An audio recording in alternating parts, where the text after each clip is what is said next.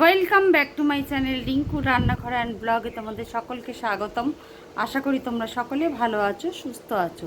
আমি আজকে আবার একটা রেসিপি নিয়েছি। আজকে বানাবো পুঁইশাক দিয়ে মাছের তেল কাটা দিয়ে চচ্চড়ি বানাবো।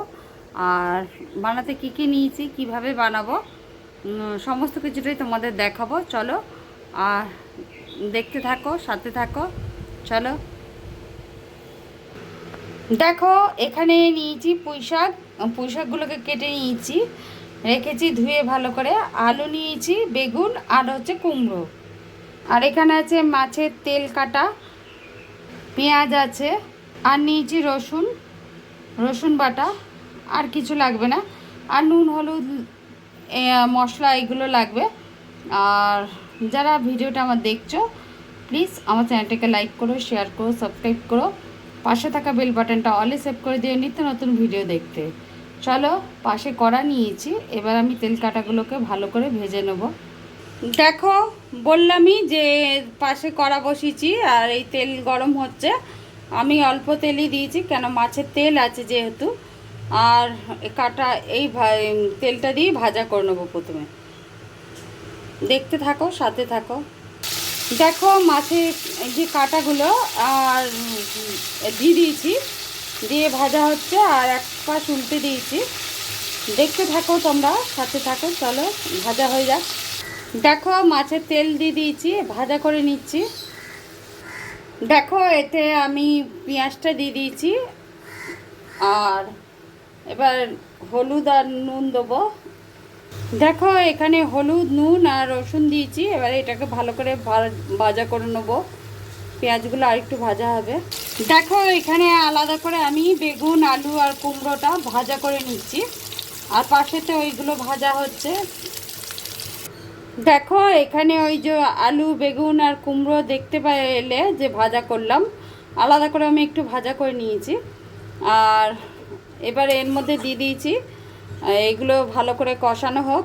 আর এর মধ্যে মশলা দেবো। এখানে জিরে আর লঙ্কার গুঁড়ো দিয়েছি, নুন তো দিয়েছি, আগেই বললাম তোমাদের। আর নুন, হলুদ, সামান্য পরিমাণ মিষ্টি দেবো স্বাদ আনার জন্য। আর এরমভাবে বানাবে।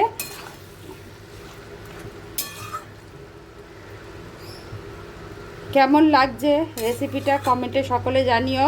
আর যদি কোথাও ভুল ত্রুটি হয় তোমরা ঠিক করে নিও। দেখো, মশলা দিয়ে এবার এটা কষাচ্ছি।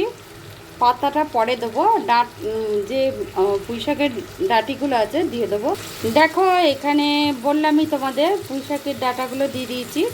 আর আমি কিন্তু ডাঁটাগুলো একদম পাতলা পাতলা করে কেটে নিয়েছি। আর একটু কিছুটা পাতা দিলাম, দিয়ে এবার ভালো করে মশলাটা কষাবো। পুঁইশাকের চচ্চড়ি মাছের তেল কাটা দিয়ে এইভাবে রান্না করে দেখবে, ভীষণ ভালো হয় খেতে আর খুব সুস্বাদু। আর যারা দেখছো এতক্ষণ ধরে আমার ভিডিওটা, সকলকে বলছি একটা করে লাইক করে দিও। আর যারা নতুন বন্ধু আমার ভিডিওটা দেখছো, যে যেখান থেকে, প্লিজ আমার চ্যানেলটাকে লাইক করো, শেয়ার করো, সাবস্ক্রাইব করো। পাশে থাকা বেল বাটনটা অলে সেভ করে দিও নিত্য নতুন ভিডিও দেখতে থাকো আর সাথে থাকো। আমার আরও রেসিপি রয়েছে, তোমরা দেখতে পারো। আর যদি কোথাও ভুল ত্রুটি হয় তোমরা কিন্তু ঠিক করে নিও।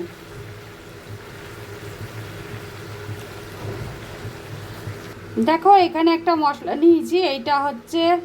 ওটা হচ্ছে আমরা মেথি শাক, যে মেথি শাক পাওয়া যায় যখন শীতকালে, তখন আমরা ওটাকে ভালো করে ধুয়ে শুকিয়ে গুঁড়ো করে রেখে দিই। এই মশলাটা এখানে দেবো। এর মধ্যে খেতে কিন্তু ভীষণ ভালো হয়। মশলাটা দিয়ে দেবো, দিয়ে চচ্চড়িটা, জল টল দেবো না আমি, এর থেকেই জল বেরোবে। দেখো, এই যেটুকুনো পাতাটা বাকি ছিল দিয়ে দিয়েছি আমি। প্রথমবারে তো কিছুটা দিয়েছিলাম, আর পরে একটু দিয়ে দিলাম, যেটা রেখে দিয়েছিলাম পাতাগুলো। কেমন লাগলো রেসিপিটা কমেন্টে সকলে জানিও। সকলে একটা করে লাইক করে দিও। দেখো, পুঁইশাক থেকে জল বেরিয়েছে। বললামই যে শাকটা দেওয়ার পরে হবে, আর একটু হবে। কেমন লাগলো রেসিপিটা কমেন্টে সকলে জানিও। এরমভাবে বানাবে, ভীষণ ভালো হয় খেতে। আর আমার নাম দেখে নিয়েছি, আলুগুলো হয়ে গেছে, আলু ডাঁটা পুঁই শাকের ডাঁটিগুলো আমি যেহেতু 4 টুকরো করে দিয়েছিলাম, হয়েই গেছে মোটামুটি। আর একটু শুকাবে, এবার নামিয়ে দেবো।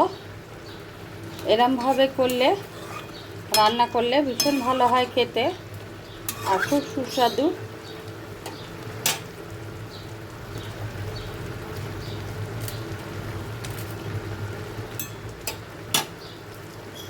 দেখো আমার পুঁই শাকের চচ্চড়ি হয়ে গেছে, এবার নামিয়ে দেবো। আর জলটাও শুকিয়ে গেছে, যে জলটা বেরিয়েছিল। সবজিগুলো সব সেদ্ধ হয়ে গেছে, আলু বেগুন কুমড়ো। আজকের জন্য আসি, আবার আসবো অন্যদিন অন্য একটি রেসিপি নিয়ে। সবাই ভালো থেকো, সুস্থ থেকো। কমেন্টে সকলে জানিও কেমন লাগলো রেসিপিটা। আর যদি কোথাও ভুল ত্রুটি হয় তোমরা ঠিক করে নিও। আর যারা নতুন বন্ধু তাদের বলছি, যারা আমার ভিডিওটা দেখছো, যে যেখান থেকে দেখছো, প্লিজ আমার চ্যানেলটাকে লাইক করো, শেয়ার করো, সাবস্ক্রাইব করো। পাশে থাকা বেল বাটনটা অলে সেট করে দিও নিত্য নতুন ভিডিও দেখতে। সকলে একটা করে লাইক করে দিও।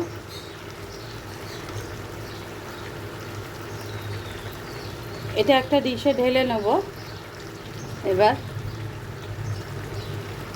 আজকের জন্য আসি, টাটা।